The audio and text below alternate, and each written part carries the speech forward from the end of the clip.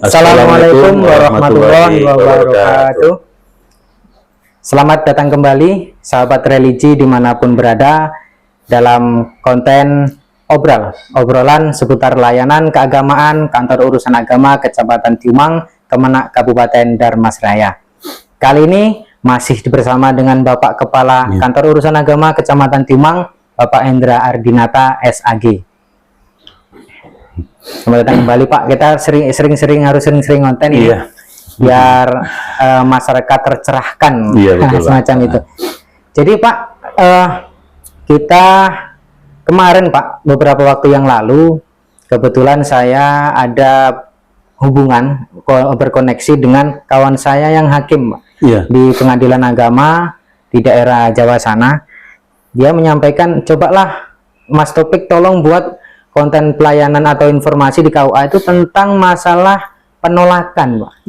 Penolakan berkas atau penolakan apa bahasanya, pernikahan. Pak? Penolakan pernikahan semacam itu.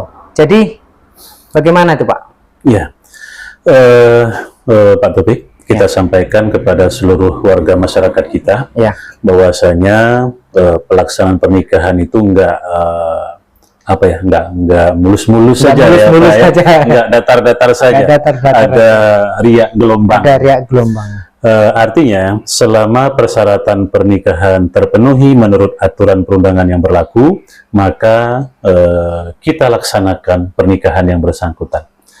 Namun dalam proses ketika ada persyaratan yang masih kurang, maka dalam prosedurnya kita memberikan namanya model N7, Pak. N7.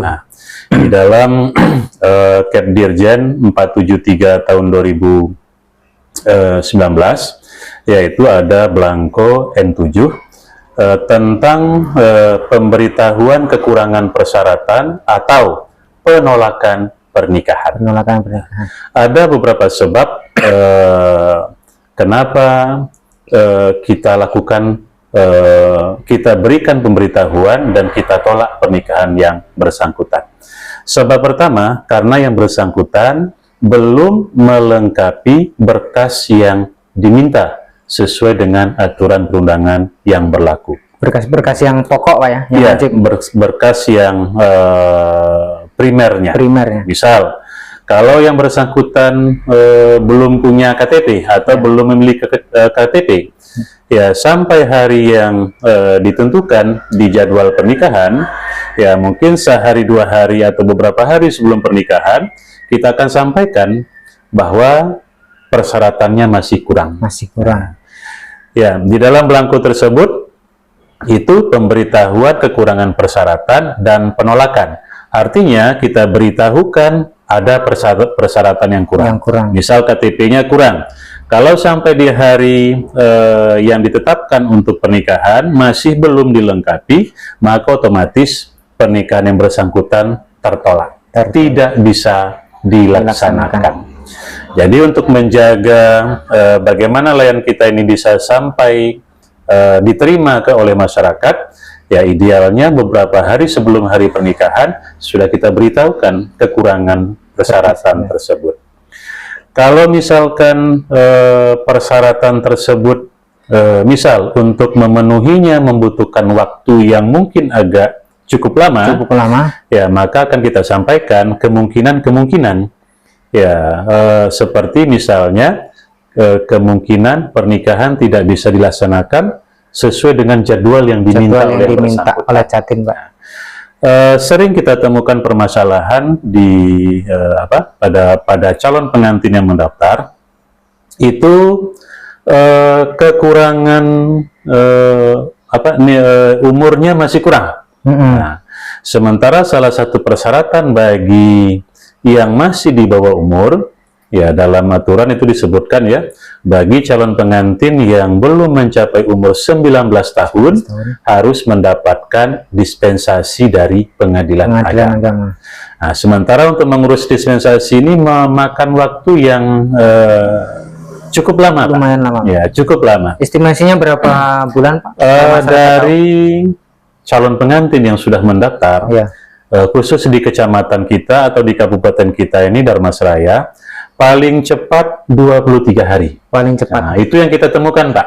23 hari, paling cepat. Untuk proses pendaftaran di Pengadilan Agama, sidang-sidangnya sampai putusan, Pak? Iya, sampai mendapatkan putusan dari Pengadilan Agama. Nah, jadi selama persyaratan itu belum didapatkan oleh si calon pengantin, maka otomatis walaupun sudah sampai hari H jadwal yang diinginkan oleh calon pengantin, kita tidak dapat melaksanakan pernikahan yang bersangkutan.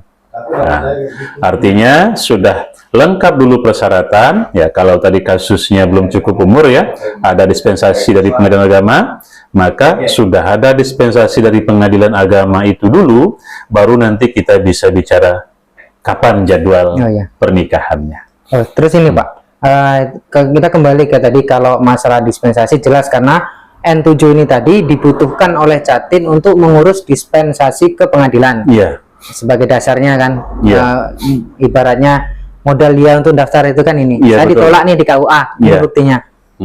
Minta tolong untuk proses sidangnya kan kayak gitu. Terus ini kan masalah tadi seperti yang di awal Pak, belum punya KTP. Ini kan ada juga tuh kasus itu belum lama ini kan, dia sudah punya KTP, tapi KTP itu tidak sinkron.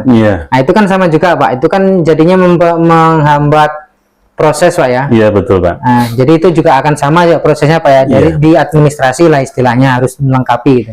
Iya, jadi betul Pak, ini permasalahan yang terjadi juga di masyarakat kita, di mana dulu satu orang bisa pegang 2 KTP, 2, 3 bahkan lebih. Nah, jadi kita bersyukur juga nih Pak, pemerintah kita menerapkan elektronik KTP.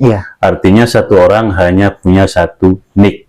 Ya, sebab punya beberapa KTP itu ada kemungkinan Pak bisa disalahgunakan. Betul. Ya, nanti nikah dengan si A, ini KTP-nya. Nah, nanti nikah dengan si B, ini KTP-nya. Nah, bisa salah menikahi.